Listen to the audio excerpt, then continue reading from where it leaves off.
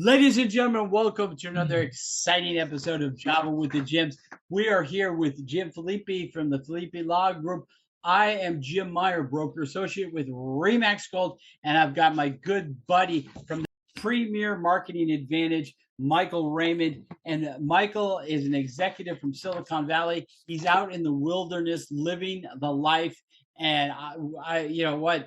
He's doing what so many of us would love to do is getting to nature and being one with nature. But Michael, you've been on the show all week. You probably have questions for our attorney, Jim.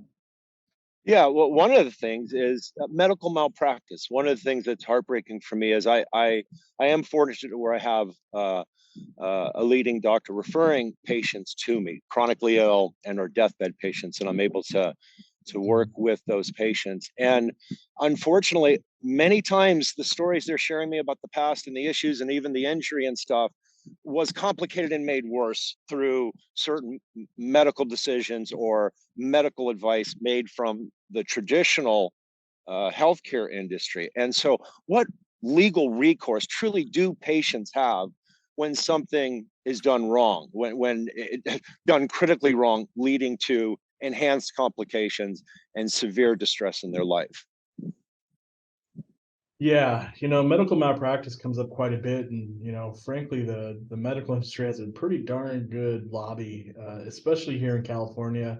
We talked last week a little bit about some medical malpractice issues, and here in California, I don't practice there, but the last time I touched on it was there's a cap of $250,000 in actual damages that you can get on a medical malpractice claim. So, it's not a huge detractor for doctors. They don't have to run scared like every other company out there does. Like for myself, I spend most of my time worrying about legal malpractice and making sure that I'm doing everything exactly perfectly. Uh, you know, car companies have to make sure their cars aren't going to injure, the occupants.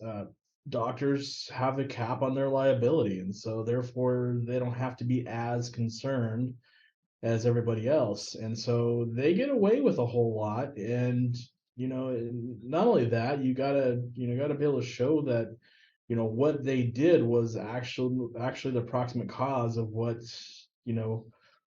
resulted in the death or the exacerbation of their illness, and that and that cause was something that was so far outside the norm of a reasonable doctor. And those are hard facts and hard elements to prove, and it's not an easy thing for people to do. It's not like suing the person that rear ends you on the freeway. And so it's a very highly specialized area of practice. Not too many attorneys deal in it, and the doctors have found themselves in a pretty safe position from a legal standpoint and liability. So it's sadly, unless we get some changes to medical malpractice laws, I don't think you're going to see a whole lot of change there. So Yeah. in other words, Yeah, the well, fix is in, and it's pretty sad. yeah.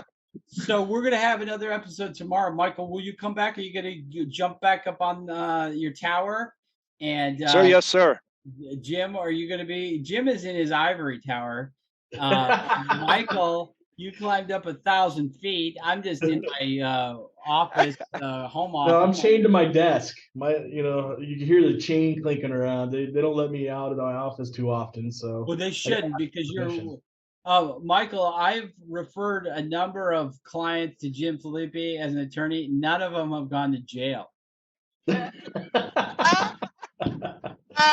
Okay, well, thank you. I appreciate that insight. That will be helpful in my selection for legal Exactly. counsel. Yeah, no, pick Jim, please. Okay, ladies and gentlemen, we're going to see you again tomorrow for another exciting episode of Java with the Gyms. Thank you very much.